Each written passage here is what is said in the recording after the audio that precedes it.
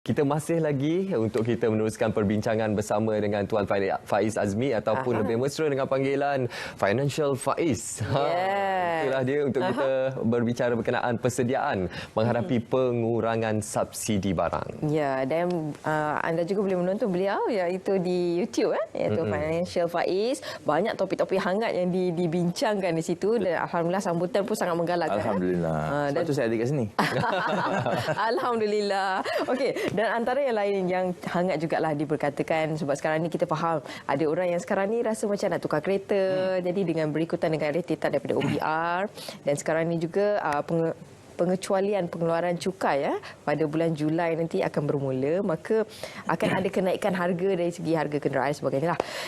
Pendapat Tuan sendiri bagaimana untuk sekarang ini? Adakah masa yang cukup sesuai untuk kita tukar kenderaan ataupun tidak? Okey, kalau dari segi kereta kalau perlukan kereta tu belilah, tak ada masalah. Cuma tak akan dapat kereta tu sekarang sebab tak ada stok. Chip shortage Tadi kita cakap pasal shortage makanan, sekarang kita cakap pasal chip shortage pula. So dari segi itu kalau betul-betul perlukan kereta, beli pun dekat dealership tak akan dapat sekarang lah, kena tunggu berbulan-bulan. Ada orang dekat setahun dia punya queuing list, okey, sebelum kereta tu sampai. Itu pun tak tahu betul akan di-extend ke tidak. So perlu tak beli kereta sekarang? Dari segi fiskal, dari segi kewangan bolehlah booking sekarang sebelum 30 Jun sebab kalau tak booking sebelum 30 Jun you tak akan dapat SST exemption tu. Lepas tu kereta tu pula kena sampai sebelum 31 Mac tahun depan. So sekarang ni dah bulan Jun. Kalau selepas itu? Selepas tu kalau pun dah booking sekarang pun tapi kereta tu yang lambat sampai, kilang tu lambat produce, you kat queue yang belakang-belakang, kereta tu sampai bulan Julai tahun depan lah. Kita kena bayarlah cukai ke atas, cukai jualan ke atas benda tu lah, ke atas kereta tu. Boleh lah kalau dah sampai waktu tu nak cancel booking, tak ada masalah.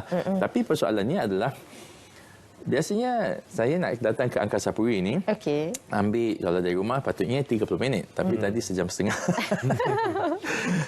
Wow. Memang kereta banyak di Malaysia ni. Ya, betul. Sebab nak bawa kereta kat Malaysia agak murah.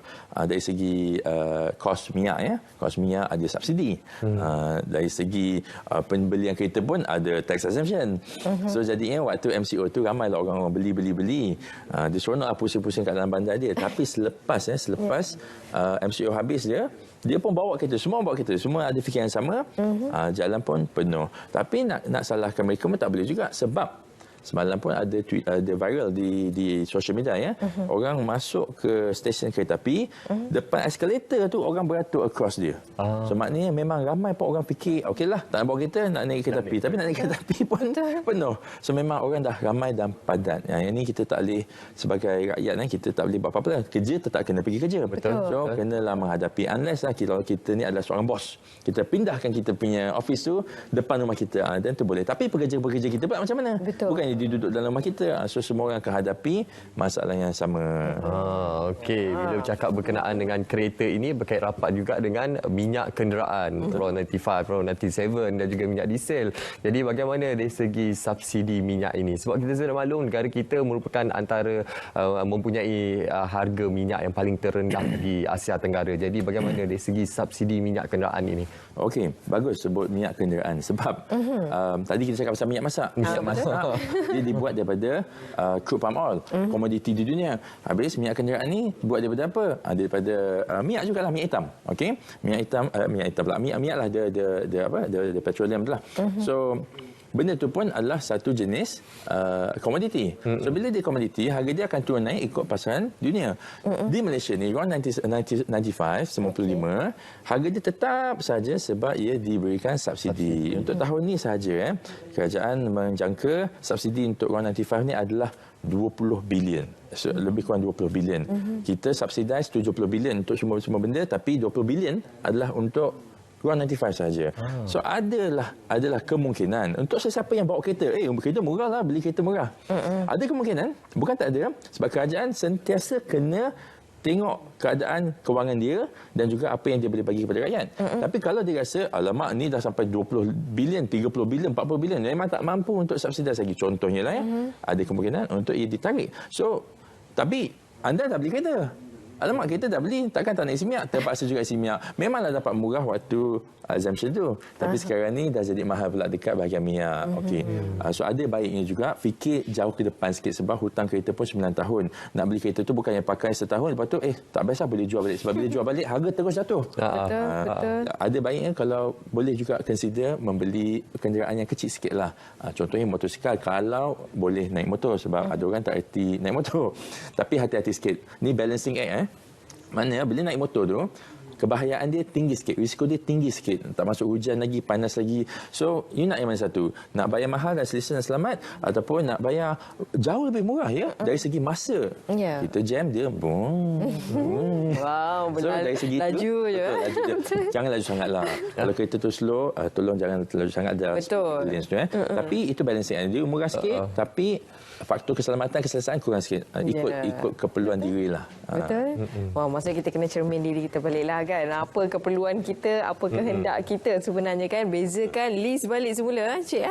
Jadi kemudian baru kita dapat mengurangkan kos-kos perbelanjaan harian kita, letakkan mana yang utama. Betul. Betul. Jadi terima kasih kita ucapkan kepada Tuan Faiz Azmi ataupun Financial Faiz atas perkongsian pada hari ini. Banyak input-input yang berguna yang kita dapat pada hari ini daripada Financial Faiz. InsyaAllah anda boleh ikuti beliau di YouTube untuk mendapatkan pelbagai informasi khusus yang berkenaan harga barang ataupun apa-apa perkara topik yang berkaitan dengan situasi semasa pada ketika ini. Kewangan berkenaan dengan kewangan kan. Pembelian rumah semua sebagainya. Betul. Ada juga. Wah, okey. Semuanya ada. Jadi kita ingin membuat kesimpulan lah untuk kita memberikan pemahaman kepada seluruh keluarga Malaysia berkenaan usaha kerajaan sebelum ini yang telah membuat pengumuman untuk membuat perubahan struktur ataupun rasionalisasi subsidi dan memberi bantuan secara langsung kepada keluarga B40. Kerajaan memutuskan harga kawalan siling ayam, telur ayam dan subsidi minyak masak tulen bagi pek kemasan botol tidak akan diteruskan mulai 1 Julai ini. Namun dalam konteks subsidi ini, kita jangan salah faham, kerajaan tidak menghapuskan subsidi minyak sepenuhnya. Sebaliknya, minyak masak dalam paket atau kampit sekilogram masih lagi dijual dengan harga subsidi RM2.50 sekampit. Itu dia yang perlu kita tahu. Jangan kita sebarkan berita-berita palsu dan akhirnya memudaratkan diri dan juga masyarakat. Baik, terima kasih kami ucapkan sekali lagi kepada tetamu kita iaitu Tuan Faiz Azmi selaku Perundi Kewangan. Terima kasih diucapkan. Sama-sama. Terima kasih.